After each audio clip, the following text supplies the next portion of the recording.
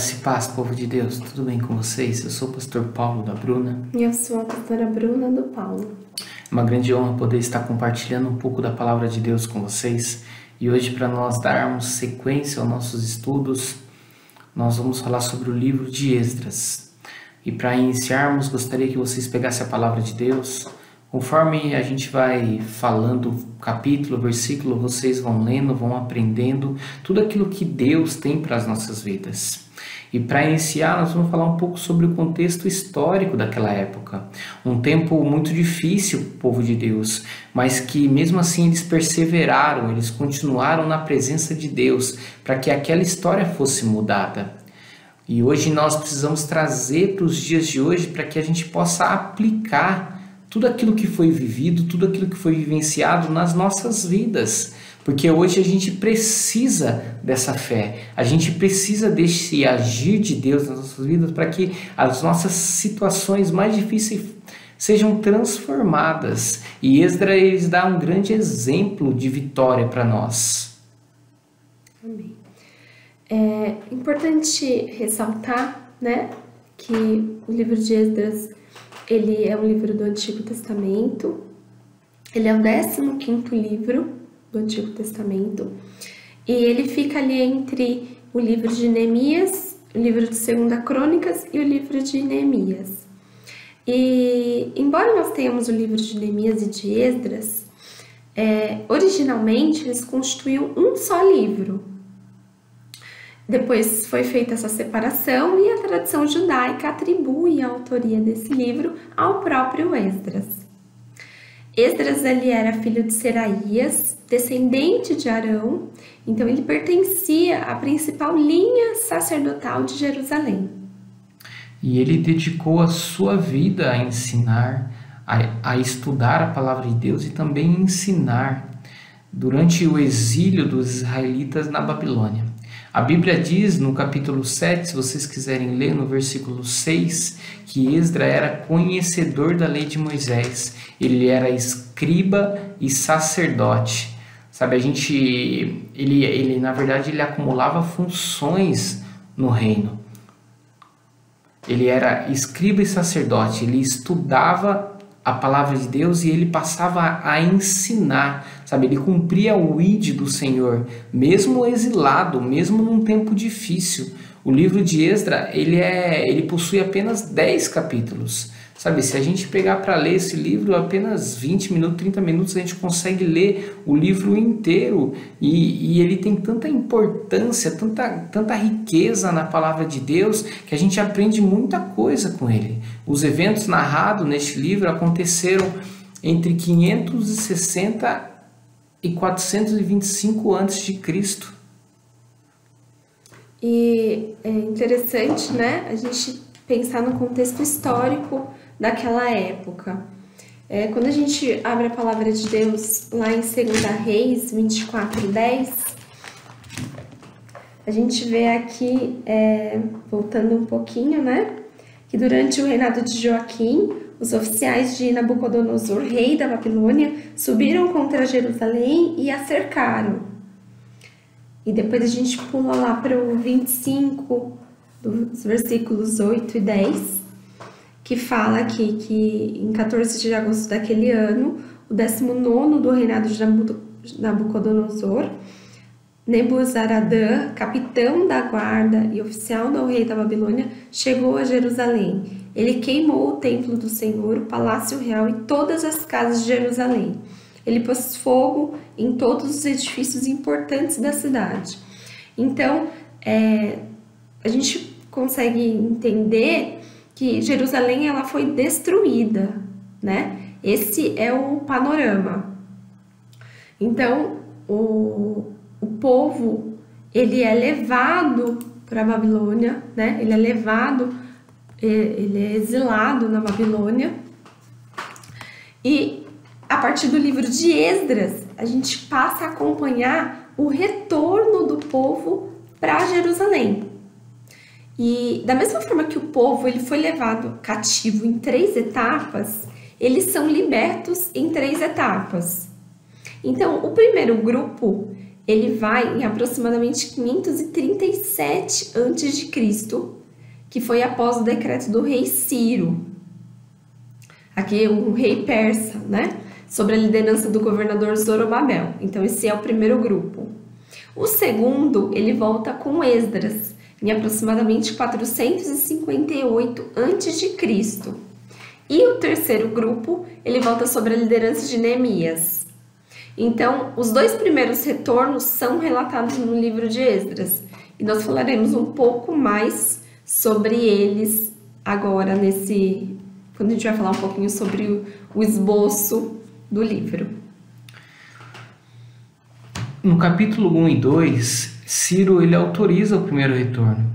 O livro de Esdras começa da mesma forma que o livro de 2 Crônicas termina, com o decreto dado por Ciro, rei da Pérsia, para que se cumprisse a palavra de Deus anunciada por Jeremias, lá em 29:10, permitindo que os judeus voltassem a Jerusalém. Sabe, a gente precisa entender que, assim, por mais que Ciro ele autoriza, mas isso é uma promessa de Deus que está lá em Jeremias.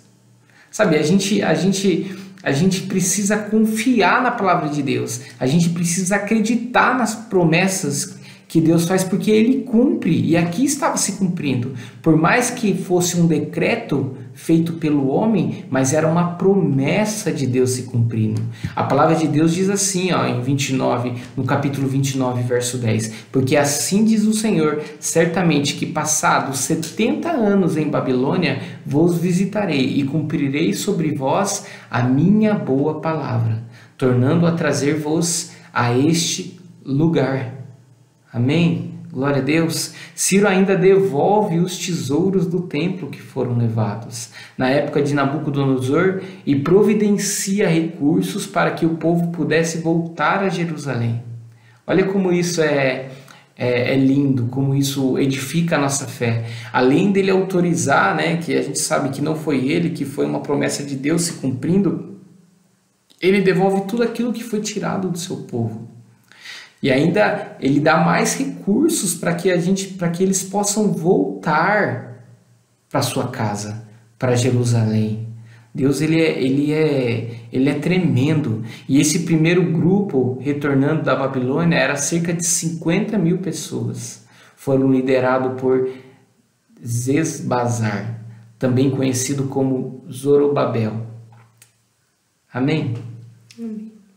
E aí, dando continuidade, né, a partir do capítulo 3 do livro de Esdras, a gente consegue, inicia, né, a gente consegue entender a reconstrução, né, do capítulo 3 até o capítulo 6, a gente vai falar um pouquinho agora, quando os judeus eles reconstroem primeiramente aí o altar do templo.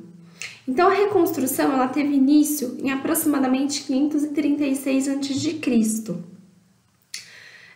E aí, num determinado momento, eles são obrigados a parar. A gente consegue enxergar isso no capítulo 4, versículo 24. E aí, depois de muitos anos de interrupção nas obras do templo, Zorobabel, Josué, e aí a gente tem os profetas Ageu e Zacarias, eles assumem a liderança na retomada da reconstrução do templo. E aí tem uma nova tentativa de paralisação das obras do templo. E aí a gente já está com outro rei, né? O rei Dario. Então, é o atual rei da Pérsia. E ele reafirma a deliberação do rei Ciro, né? Ele pede para entender, né? Ele realmente vai buscar se o rei Ciro realmente tinha dado esse decreto na época, né? Então, quando ele recebe essa confirmação, ele emite um novo decreto reafirmando para que os judeus pudessem reconstruir o templo. E aí é interessante que ele ordena até aos opositores que forneçam os materiais para que o templo pudesse ser reconstruído. E então, em menos de 5 anos, o templo ele é concluído lá em aproximadamente 516 a.C. Então a casa do Senhor ela é inaugurada com muita alegria, com sacrifícios, e a gente pode observar que no final do capítulo 6, inclusive o povo ainda celebra a Páscoa da terra deles, né, lá em Jerusalém. E aí a gente termina, né, o capítulo 6 e tem um intervalo entre o capítulo 6 e o capítulo 7 de Esdras, um intervalo de 58 anos. Então é nesse período que acontece a história de Esther. Então, a partir do capítulo 7, a gente tem a condução do segundo grupo por Esdras até Jerusalém. E enfim, Esdras aparece na história. No capítulo 7 e 8, Esdras recebe do rei Artaxerxes a incumbência de guiar outro grupo de judeus até Jerusalém. E o objetivo da ida era para que ele avaliasse as condições civis e religiosas, a fim de estabelecer as reformas que fossem necessárias. É interessante observar que Esdras não se envaidece por ter sido escolhido pelo rei. Pelo contrário, ele louva o Senhor, conforme vemos no capítulo 7, versículo 27. Então Esdras, reconhecendo os perigos do caminho que tinha a ser percorrido, ao invés de pedir proteção ao rei, ele proclama um jejum, e o Senhor responde ao clamor com sua proteção durante toda a viagem. E o interessante nisso é que Esdras, por mais que ele sabe a autoridade do rei que ele vivia naquela época, por mais que o rei que coloca ele, que dá essa incumbência para ele cumprir esse chamado, né, para ele levar o povo de Deus à sua terra, ele não se vangloria por isso, ele reconhece que quem está nele ali é Jesus, quem está nele ali é Deus. Sabe, quando ele passa por um momento difícil, quando ele olha para aquela situação e fala, nossa, eu estou em perigo, vai ser difícil levar todo esse povo até Jerusalém, pode acontecer alguma coisa, ele vai pedir para o rei? Não, ele sabe que ele tem que pedir para quem pode ajudar ele, que é Deus.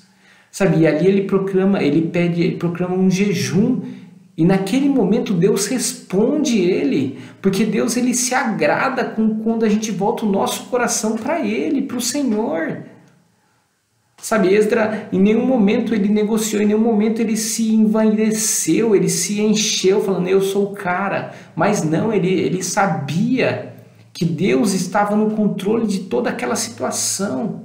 E ele faz aquele jejum, ele proclama aquele jejum, e Deus ele traz proteção para toda a viagem dele até chegar em Jerusalém. Olha como isso é lindo, olha como isso é bom, é belo. Quando a gente tem essa proteção de Deus, quando a gente confia, quando a gente tem um coração voltado a Cristo. Amém, queridos? Amém. E dando continuidade, né, para finalizar o esboço, nos capítulos 9 e 10, Esdras então descobre que muitos judeus, inclusive governantes, sacerdotes, eles haviam se casado com mulheres estrangeiras. E com isso, adotado práticas pagãs, corrompendo aí os judeus com idolatrias e costumes que não agradam a Deus. Então, assim, é bem interessante, né, acompanhar esse capítulo. Esdras, ele rasga suas vestes diante do templo, ele se prostra e ele faz uma oração ao Senhor. E aí a gente consegue ver assim, né, através dessa oração dele, o quanto ele ficou chocado pela desobediência do povo. Então, aí na sequência, né, o povo ele confessa o erro deles, né, e eles não param apenas por aí, eles se comprometem a mudar, né, eles mandam as mulheres estrangeiras, claro que sempre tem alguma resistência, né, mas grande parte das pessoas se arrependem e realmente tomam uma nova posição, mandam as mulheres estrangeiras embora e voltam, querem realmente se alinhar com os mandamentos do Senhor. Amém? E o sucesso então, da missão. Esse é o esboço do livro, né? Agora sim, para finalizar, nós separamos alguns pontos interessantes que a gente gostaria de compartilhar para que nós pudéssemos meditar, né? Sobre isso, sobre o que o livro de Esdras, resumidamente, alguns pontos que nos ensina, que gera aplicação, ensinamentos para as nossas vidas. Amém. O sucesso da missão de Esdras, o apoio do rei se deu, pois a mão de Deus estava sobre Esdras. Nós podemos observar em diversas passagens ele fazendo a menção de que era boa mão de Deus que estava sobre ele. Precisamos nos lembrar das promessas do Senhor e permanecer em obediência e crer, pois o Senhor aprova, Ele financia. Podemos ver através do livro de Esdras a providência do Senhor para a viagem, para a reconstrução do templo, enfim, a fidelidade do Senhor para com o seu povo. Sabe, isso é muito importante, porque quando nós temos o coração voltado a Cristo, Ele financia a viagem. Sabe, ele toma conta, é bem como diz a tua palavra, quando nós colocamos Ele acima de todas as coisas, todo o entorno, Ele fará, Ele se cumprirá, porque a nossa parte é voltar o nosso coração a Deus e seguir em obediência à tua palavra.